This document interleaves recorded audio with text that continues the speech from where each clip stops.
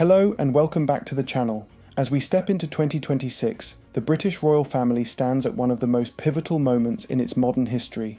This year promises to be absolutely extraordinary, filled with profound personal triumphs, significant institutional changes, and poignant commemorations that will shape the monarchy for generations to come.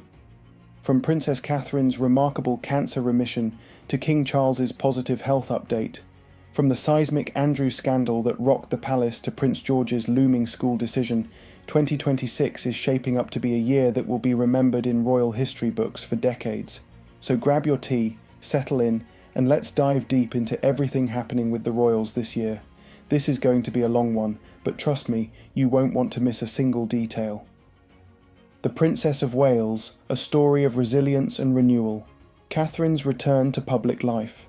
Let's begin with what has been the most inspiring royal story as we enter 2026. Princess Catherine's remarkable return to full public life following her cancer remission. As we move through the first days of the new year, the princess has shown the world what resilience and grace look like in action.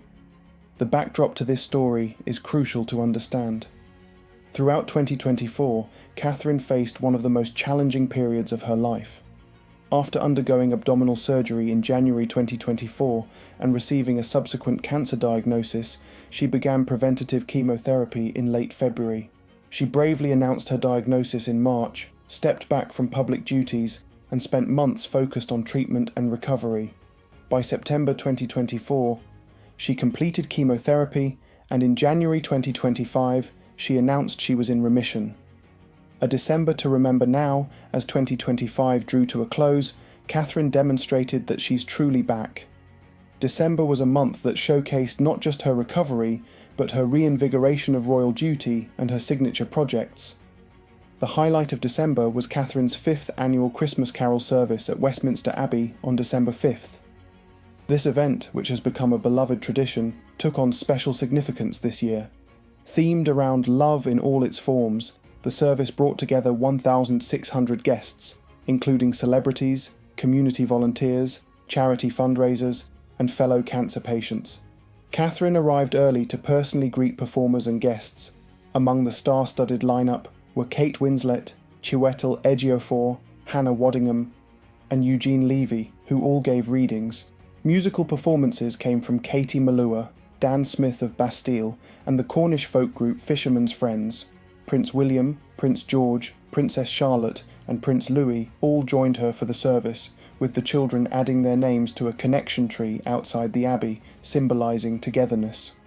In a touching moment captured by lip readers, Catherine told performer Dan Smith that her children had been really excited about the service, noting it's become such a tradition. The event was dedicated to individuals who had shown love, joy, and compassion to others in their time of need, including fellow cancer patients. Catherine looked absolutely radiant for the occasion, wearing a stunning forest green Catherine Walker coat trimmed with faux fur from Troy, London. The luxurious double-breasted design featured gleaming buttons and was paired with a red and green plaid dress that peeked through as she walked. Dark green velvet boots with sky-high stilettos completed the monochromatic, festive look. Her shimmering star-shaped drop earrings resembled the bright star atop a Christmas tree. Christmas at Sandringham. On Christmas Day, Catherine led the royal family's traditional walk to church at St Mary Magdalene in Sandringham. This appearance was particularly meaningful, marking her full return to the annual Christmas traditions. For this occasion, she wore a brown checked wool coat by Blaise Milano, a piece that holds special significance. She had worn this very same coat in January 2025 when she visited the Royal Marsden Hospital to announce her remission. Wearing it again at Christmas created a beautiful full-circle moment, bookending a year of healing. Catherine accessorised with her Cartier Trinity earrings, which retail for approximately $3,250, and a silk scarf that appeared to be the same one she wore to Christmas back in 2014. Underneath her coat, a plaid skirt peeked out. Princess Charlotte coordinated with her mother in brown tones, while Prince William, Prince George, and Prince Louis all wore suits. Royal experts noted that Catherine appearing publicly more often is something she'll continue in 2026. Royal expert Richard Fitzwilliams commented that the fascination with the Waleses remains phenomenal and their popularity in polls remains extremely high. The forever home, a fresh start at Forest Lodge beyond her public appearances. December 2025 marked another significant milestone for Catherine and her family. In early November, the Wales family completed their move to Forest Lodge, an 8-bedroom Georgian mansion in Windsor Great Park that has been described as their forever home. This move represents more than just a change of address. It's a symbolic fresh start following an extraordinarily difficult period. Since moving into Adelaide Cottage in fall 2022, the family has experienced Queen Elizabeth II's death, King Charles's cancer diagnosis, and Catherine's own health crisis. Forest Lodge offers them a new chapter. The property itself is impressive. Built in the 1770s and originally named Holly Grove, Forest Lodge came into Crown Estate possession in 1829. Following a $1.5 million renovation in 2001, the home boasts ornate cornices and plasterwork, original stonework, and even a half-barrel vaulted ceiling. The Wales family holds a 20-year lease that began in July 2025, and unlike some royal arrangements, they're paying market rent for the property. What makes this particularly significant is that royal sources have indicated William intends to keep Forest Lodge as his primary residence even after becoming king, marking a departure from centuries of monarchs living at Buckingham Palace. This mirrors how Queen Elizabeth II viewed Windsor as her true home, while treating Buckingham Palace as her office. During a December meeting with German President Frank-Walter Steinmeier and First Lady Elke Budenbender, lip readers caught a fascinating exchange about the new home. The First Lady asked Catherine about the move and renovations, and Catherine reportedly revealed she was putting together some mood boards for the room and would start decorating after Christmas. William added that the house move has been rather challenging with elements of twists, but we're tackling it. Catherine has already made her mark on the home's interior design. She was spotted selecting a 24-seat dining table from an antiques warehouse, perfect for hosting large family gatherings. She also chose luxury fabric furnishings from Marina Mill, which she had visited in September 2025, to learn about their unique hand-screen printing process, with fabrics costing upwards of $100 per metre. Royal historian Amanda Foreman noted that the move to a larger house signals a different kind of lifestyle. It's very centred on their children. With 8 bedrooms, a tennis court, and a local pond, Forest Lodge provides ample space not just for Prince George, Princess Charlotte, and Prince Louis now, but potentially for their eventual families as well. The timing couldn't be better. The children remain settled at Lambrook School, just 10 minutes away by car. And if reports are true about Prince George heading to Eton College next fall, that's also conveniently located about 15 minutes away.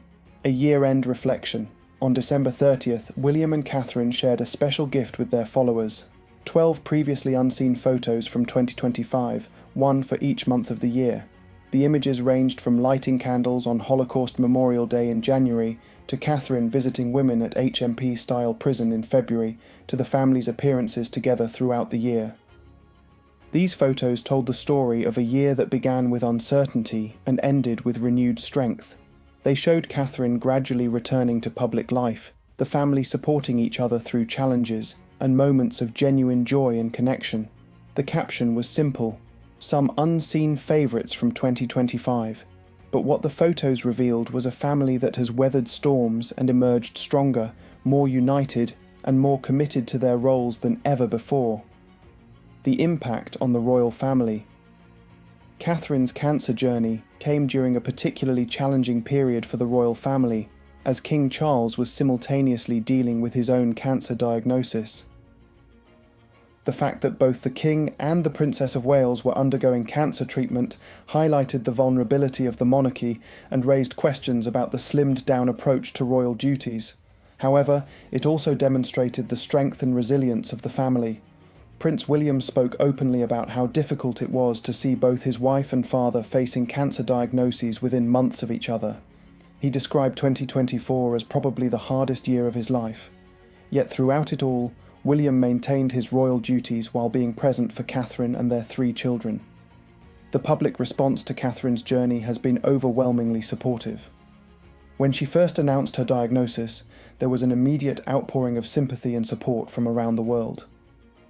Cancer charities reported increased engagement and awareness following her announcement.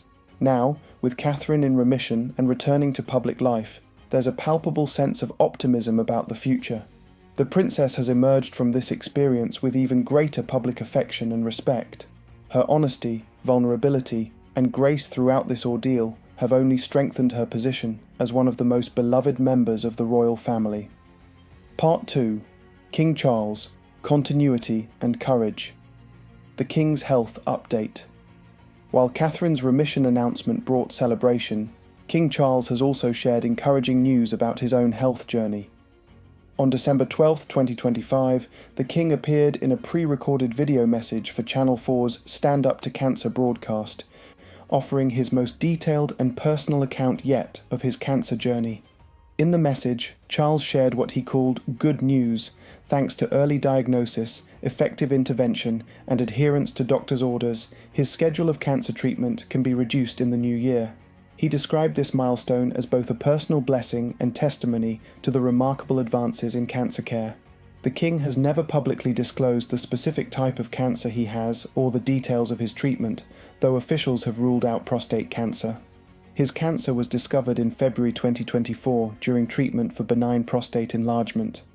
Following the diagnosis, Charles briefly stepped back from public-facing duties but continued with state business and maintained his constitutional role as head of state.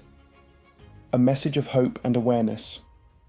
What made Charles's video message particularly powerful was his emphasis on the importance of early diagnosis. He highlighted stark statistics, noting that when bowel cancer is caught at the earliest stage, around 9 in 10 people survive for at least 5 years.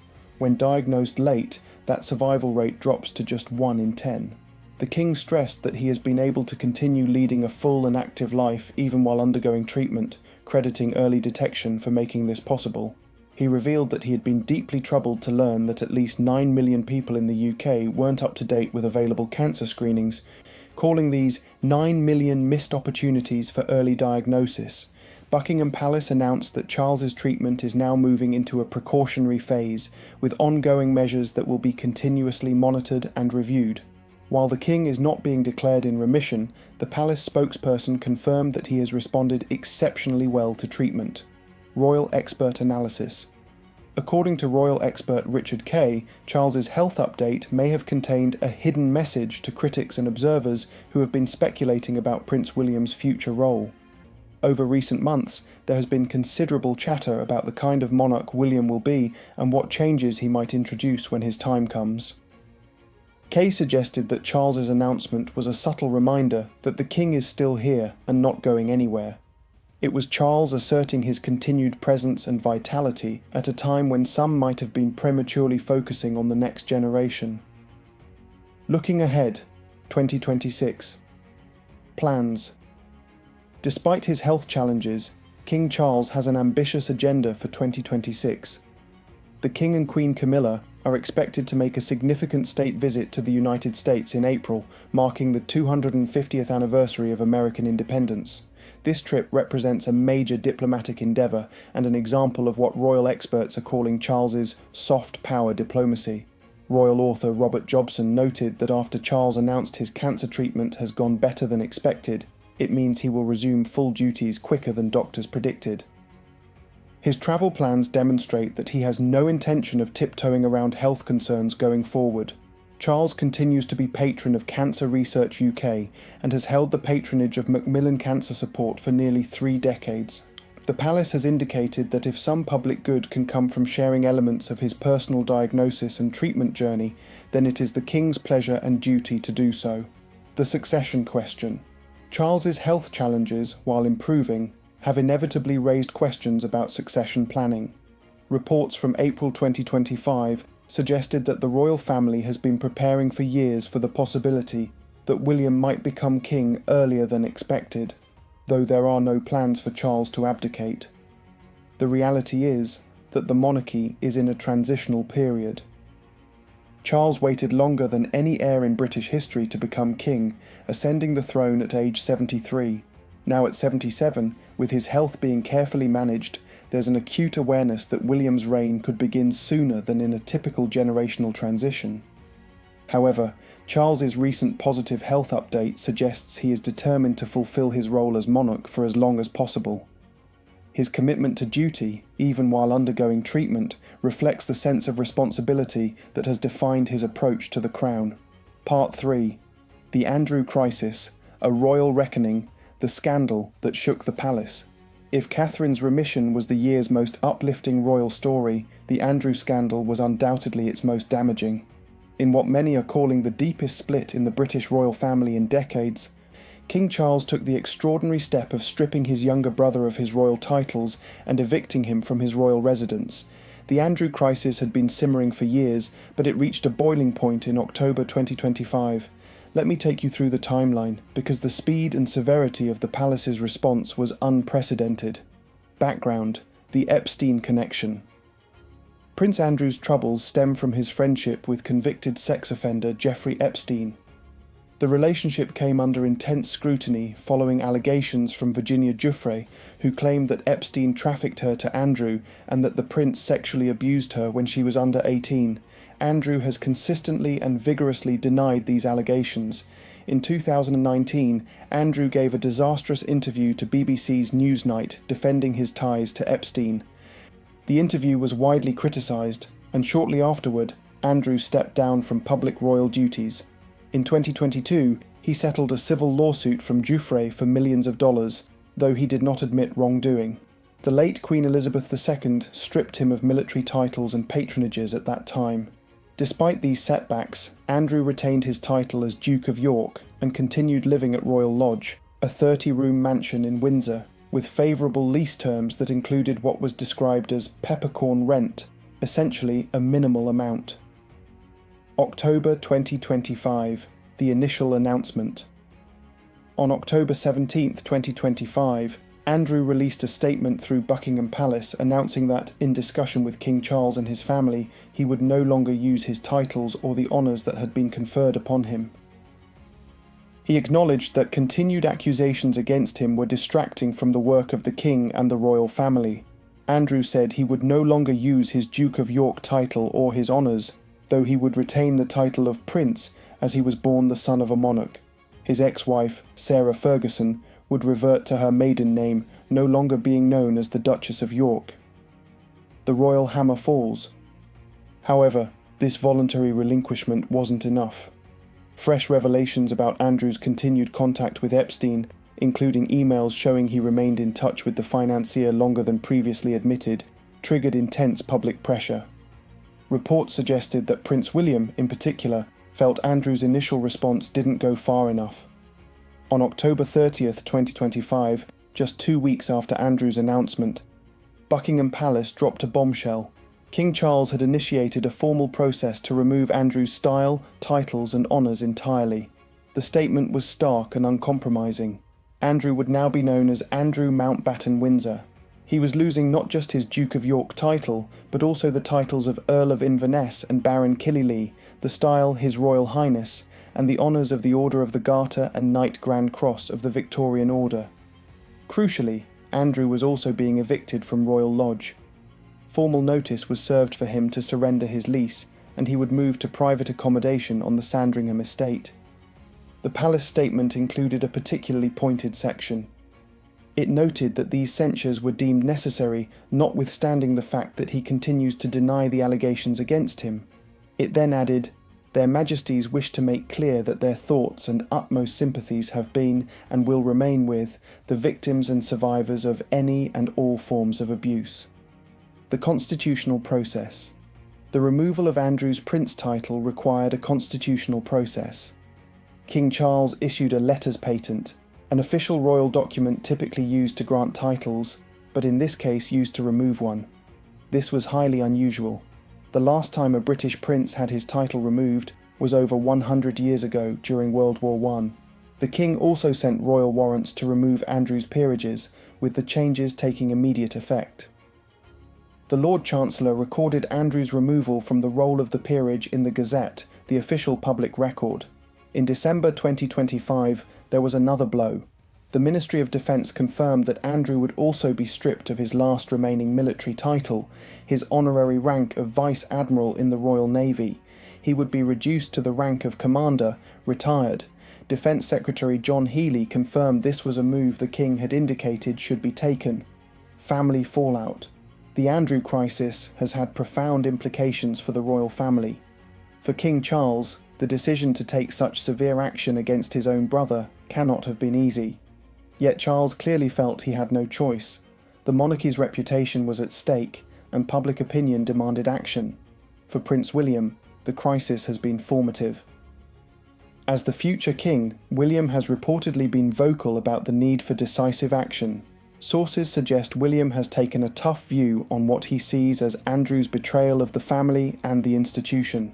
Andrew's daughters, Princesses Beatrice and Eugenie, have maintained their titles as these are not affected by their father's situation. However, the scandal has undoubtedly been difficult for them personally. Andrew has been banned from attending royal family Christmas celebrations and has been effectively exiled from public royal life. He remains 8th in line to the throne, as removing him from the line of succession would require an act of Parliament and coordination across all Commonwealth realms. Public and political response. The response to Charles's decision has been largely supportive. Virginia Giuffre's attorney, Sigrid Macaulay, called it a defining moment and stated that Giuffre's voice has changed history. She praised Giuffre's bravery and said it should be a lesson for all to listen to, hear, and believe survivors of abuse. There were calls in Parliament for even further action, including removing Andrew from the line of succession. Labour MP Rachel Maskell proposed a bill to this effect, though it appears unlikely to progress without government support. The British government was consulted on the King's decisions and made clear it supports the moves. This coordination between Crown and government underscores the seriousness of the situation and the need to protect the monarchy's standing. Historical significance. Royal historians note this as a watershed moment for the modern monarchy.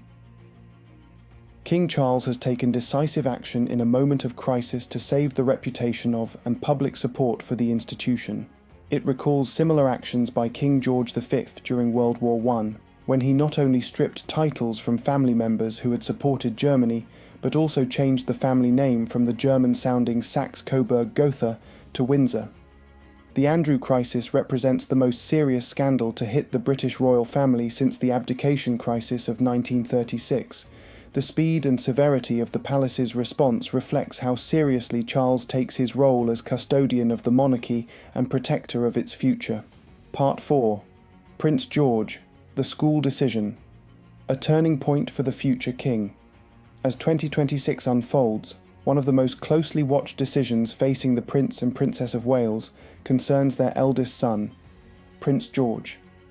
At 12 years old, George is approaching a significant milestone: the transition from his current school, Lambrook, to secondary education in September 2026. This may seem like a routine parenting decision, but when the child in question is second in line to the throne, the choice of school takes on enormous significance.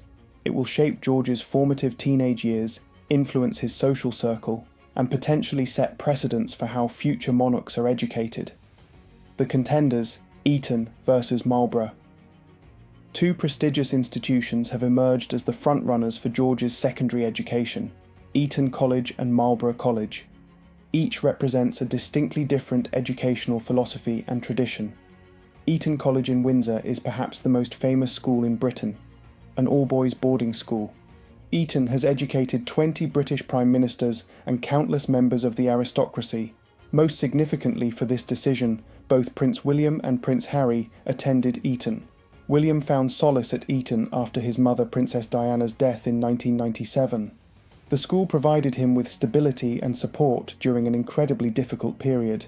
However, Harry wrote in his memoir, Spare, that while Eton was heaven for brilliant boys, it was purgatory for one very unbrilliant boy. He described his time there as a profound shock and suggested the school wasn't the right fit for him. Eton is located close to Windsor, which is convenient for the Wales family, who now live in Windsor Great Park. The school costs around $63,000 per year and educates boys aged 13 to 18. Marlborough College, by contrast, is a co-educational boarding school in Wiltshire.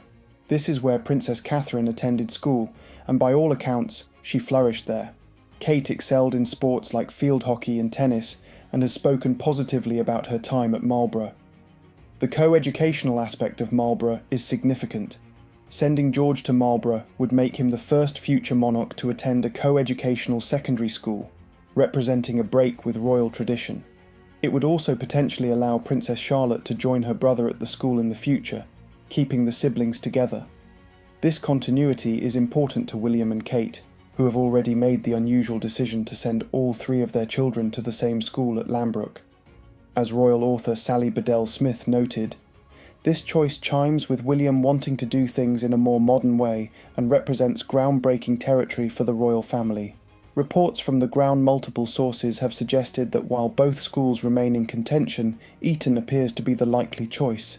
In June 2025, an insider told The Express that all roads lead to Eton, suggesting William and Kate had reached an agreement. The source described an air around Eton of, "I know something, and the people at Eton know something, but I'm not going to tell you." This followed visits by William, Kate and George to both schools. Kate reportedly has some reservations about single-sex education. She had an unhappy experience at Down House, an all-girls boarding school in Berkshire, where she was allegedly targeted by bullies before transferring to Marlborough. This experience has informed her views on the importance of co-educational environments. However, several factors appear to favour Eton. The proximity to the family home is significant, especially given security considerations. William's own positive experience at the school carries weight, and there's a sense of tradition and continuity that Eton represents for the future king. The announcement strategy. One thing seems certain. Whenever William and Kate make their final decision, they won't be announcing it anytime soon. Royal experts predict the couple will delay the announcement until the very last moment, possibly as late as September 2026. Melanie Sanderson, managing editor of the Good Schools Guide, explained the reasoning.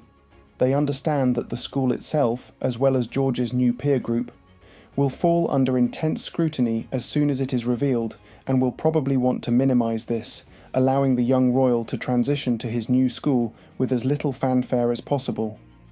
This approach follows a pattern established by William and Kate with previous school announcements. When they moved their children to Lambrook in 2022, they only announced the decision 2 weeks before the term started. The one exception was when George started at Thomas's Battersea in 2017, which was announced 6 months in advance. The extensive hype and media attention that followed likely convinced William and Kate that minimal advance notice is preferable. Implications for Charlotte and Louis. The decision about George's schooling will likely have implications for his younger siblings. If George attends Eton, it seems probable that Princess Charlotte will attend Marlborough, following in her mother's footsteps. Prince Louis might follow George to Eton, or the family might choose yet another path for him. Royal expert Jenny Bond suggested that William and Kate, like many parents in independent schools, are determined to choose the right school for each child individually, even if that means 3 children at 3 different schools. There's also speculation about what the future holds for Charlotte and Louis in terms of royal roles. Some experts suggest that Princess Charlotte will take on significant royal duties and potentially receive the title of Princess Royal when William becomes king. Prince Louis, however, might become more of a private citizen, undertaking only occasional royal duties, similar to Zara Tindall and Peter Phillips. A modern approach to royal education. Whatever decision William and Kate ultimately make, it's clear they're approaching George's education with a modern sensibility while respecting royal traditions. They're trying to give their children as normal an upbringing as possible while preparing George for his future role as king. William has spoken openly about the challenges of royal parenting in the digital age. He recently revealed that none of their children currently have phones, though George will likely get one with limited access when he starts secondary school. The school decision reflects the broader challenge facing William and Kate: how to modernise the monarchy while maintaining its essential character, how to prepare their children for public life while giving them a childhood, how to honour tradition while forging their own path. As we await their decision, one thing is clear: wherever Prince George goes to school, he'll be under intense scrutiny. The choice William and Kate make will be analysed, debated, and potentially precedent-setting. No pressure, right? Part 5. Looking ahead, 2026 and beyond. Queen Elizabeth II's centenary. One of the most significant commemorations of 2026 will be marking what would have been Queen Elizabeth II's 100th birthday on April 21st. The late Queen, who passed away on September 8, 2022, remains a towering figure in British history, and her centenary will be observed with appropriate solemnity and celebration. The Royal Mint has already revealed a special commemorative $5 coin honouring the occasion. The design features Queen Elizabeth II's royal cipher along with St Edward's crown, surrounded by foliage based on the ironwork of the east door of St George's Chapel, where the late Queen is buried. 100 beads surround the design, representing the centenary. The coin bears the inscription Exaltabiter in Gloria, which translates to "She will be exalted in glory." In London, a new garden is being created in Regent's Park as a lasting tribute to the late Queen. The 2-acre garden, set to open in 2026, will transform a disused plant nursery into a beautiful memorial space where the public can reflect on her remarkable 70-year reign. An exhibition of Queen Elizabeth II's wardrobe is also planned, showcasing her iconic style and fashion legacy. This will include her wedding dress, coronation gown, and other significant pieces that defined her public image across 7 decades. The centenary commemorations will provide an opportunity for the nation to reflect on Queen Elizabeth II's extraordinary legacy. She was the longest reigning monarch in British history and the second longest reigning monarch in world history. Her dedication to duty, her steady presence through decades of change, and her role in modernising the monarchy while maintaining its traditions made her a globally respected figure. The US visit, royal diplomacy. In April 2026, King Charles and Queen Camilla are expected to make a significant state visit to the United States, marking the 250th anniversary of American independence. This visit represents a major diplomatic initiative and an opportunity for Charles to demonstrate what experts are calling his soft power diplomacy. The invitation reportedly comes from President Donald Trump, who began his second term in January 2025. The visit will be closely watched as an example of the special relationship between Britain and America, and will showcase Charles's ability to represent British interests on the world stage. This trip is particularly significant given Charles's health challenges over the past 2 years. The fact that he's undertaking such a demanding international engagement demonstrates his commitment to his role and his confidence in his recovery. Prince William may also visit the United States in 2026 if England's football team progresses in the World Cup. As patron of the Football Association and an avid football fan, William would likely want to support the team in person. The changing face of the monarchy. As we look at the royal family in 2026, several broader trends become apparent. The monarchy is in the midst of significant transition, and the choices being made now will shape its future for decades. King Charles is implementing his vision of a slimmed-down monarchy, with fewer working royals carrying out official duties. The challenge of this approach was highlighted during 2024 and 2025, when both Charles and Catherine were undergoing cancer treatment, leaving Prince William and other family members to shoulder an increased burden of engagements. The Princess Royal, Princess Anne, remains one of the hardest working royals, carrying out 478 engagements in 2024.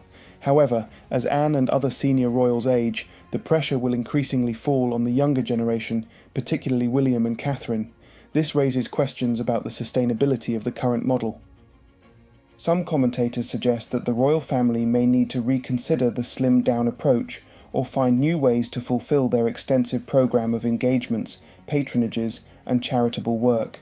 Prince William and Catherine, preparing for the future. There's no doubt that Prince William is increasingly becoming the face of the British royal family. With his father managing health challenges and his wife recovering from her own cancer journey, William has stepped up significantly over the past year. Royal expert predictions suggest that by May 2026, Catherine will emerge as a leading royal figure, bringing hearts and minds together. The partnership between William and Catherine will be crucial as they gradually assume more prominence within the institution. William has been candid about wanting to do things differently than previous generations. He's spoken about the importance of mental health, the need for more openness and emotional honesty, and his desire to give his children as normal an upbringing as possible. At the same time, William shows deep respect for tradition and duty. He understands the weight of his future role and appears committed to serving the monarchy and the nation when his time comes. The balancing act between modernization and tradition will define William and Catherine's approach to royal life. They're trying to make the monarchy more relatable and relevant to contemporary Britain while preserving its essential character and ceremonial functions. The question of Prince Harry. One persistent question mark hanging over the royal family concerns Prince Harry. The Duke of Sussex's relationships with his father and brother remain strained following his departure from royal duties, his move to California, and his various public criticisms of the institution in interviews and his memoir, Spare. There have been occasional signs of possible reconciliation. Reports suggest Harry made a rare visit to Britain in late 2024, though whether he met with family members remains unclear. Harry has said publicly that he would love reconciliation with his family and that his father, King Charles, won't speak to him. However, ongoing disputes over security arrangements for Harry and his family when they're in the UK, combined with lingering hurt over past grievances, make any meaningful reconciliation challenging. Some royal astrologers have predicted that the relationship between the royal brothers may come to a head in May 2026, though what form this might take remains to be seen. A year of significance. As we survey the landscape of the British royal family entering 2026, what emerges is a portrait of an institution in transition, facing challenges but also demonstrating resilience and adaptability. The health crises affecting both King Charles and Princess Catherine have been navigated with a combination of transparency and dignity. The Andrew scandal, while deeply damaging, has been addressed with unprecedented decisiveness. The younger generation, led by William and Catherine, is positioning itself to eventually take the helm. 2026 promises to be a year of significance for the monarchy. Between Catherine's return to full duties, Charles's continued recovery and ambitious agenda, George's school transition, and the Queen's centenary commemorations, there will be no shortage of royal moments to capture our attention. Conclusion. As we've explored in this deep dive, the British royal family in 2026 finds itself at a fascinating crossroads. From the personal triumphs of Catherine's remission and Charles's positive health update, to the institutional crisis of the Andrew scandal, to the forward-looking decisions about Prince George's education, this year encompasses the full range of royal life, the personal and the public, the traditional and the modern, the challenges and the opportunities. What strikes me most about the royal family right now is their human vulnerability coupled with their institutional resilience. We've seen senior royals face serious health challenges and handle them with grace. We've witnessed the family take difficult but necessary action to protect the monarchy's reputation, and we've observed the younger generation preparing to carry the institution forward into an uncertain future. The monarchy's relevance in the 21st century will depend on its ability to evolve while maintaining continuity, to be relatable while preserving mystery, to serve the nation while representing timeless values. Based on what we're seeing in 2026, the royal family seems to understand this balancing act and is working hard to get it right. I want to hear from you in the comments. What aspect of the royal family's 2026 story do you find most compelling? Are you excited about Catherine's return to duties? Shocked by the Andrew scandal? Curious about where George will go to school? Let me know your thoughts below. If you enjoyed this deep dive into the royals, please give this video a thumbs up and subscribe to the channel for more royal content. We'll be tracking all these developing stories throughout the year, so make sure you're subscribed with notifications turned on so you don't miss any updates. Thank you so much for watching, and I'll see you in the next video. Long live the King!